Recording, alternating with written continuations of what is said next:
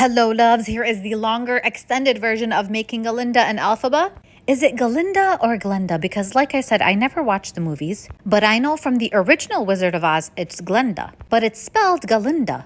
Anywho, using my World Doll Cake series, and I promise you guys I am going to get back to those. I just have not had any time.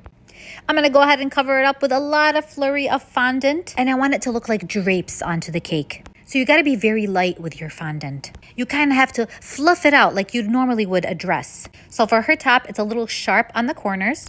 I'm cutting that into shape and kind of bending them outwards. And her dress in the movie had a lot of these little squiggly lines, but they were very, very sparkly. So I do add sparkles at the end. Unfortunately, they don't show very much in video. And now onto the extra fluff of the dress. Again, little pieces of fondant, and I kind of want to very carefully and gently place them on the cake, not to let them fall on each other. Also, guys, I usually stick fondant with fondant by using my little mini steamer. That's why they're always shining when you see them in the videos. The shine does tend to wear off a little bit once it's refrigerated.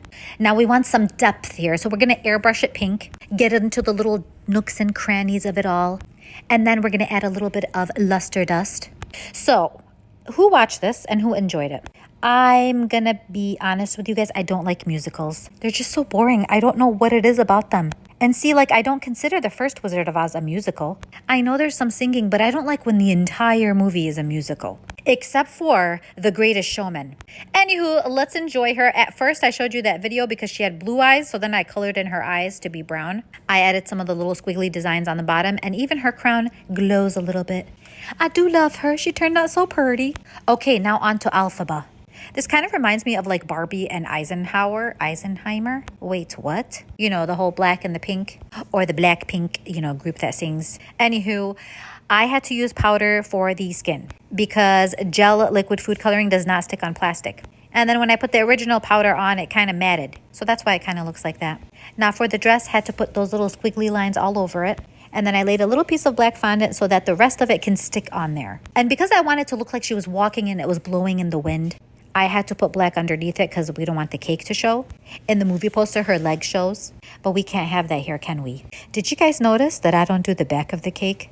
I don't know if you guys ever paid attention to that because honestly, it's pointless. And no waste here because the pink fondant that I used for Galinda, I actually dyed it black and used it for Elphaba because I'm not going to be using this fondant since this cake is over a year old and then contaminating it for my new cakes. So unfortunately, this fondant had to go when I was done. But you see what I'm doing with the dress? Basically the same thing I did for Galinda's dress. And I'm going to tie in the seams all together. Now for the hat, somebody told me that it points to the side, and I did not realize that.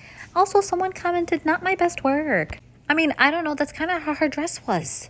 I'm just kidding. I'm not offended or anything. I know not everyone's going to like it. Anywho, here's Elphaba. And here is both of them together. And thank you guys so much for watching. Much love to you all.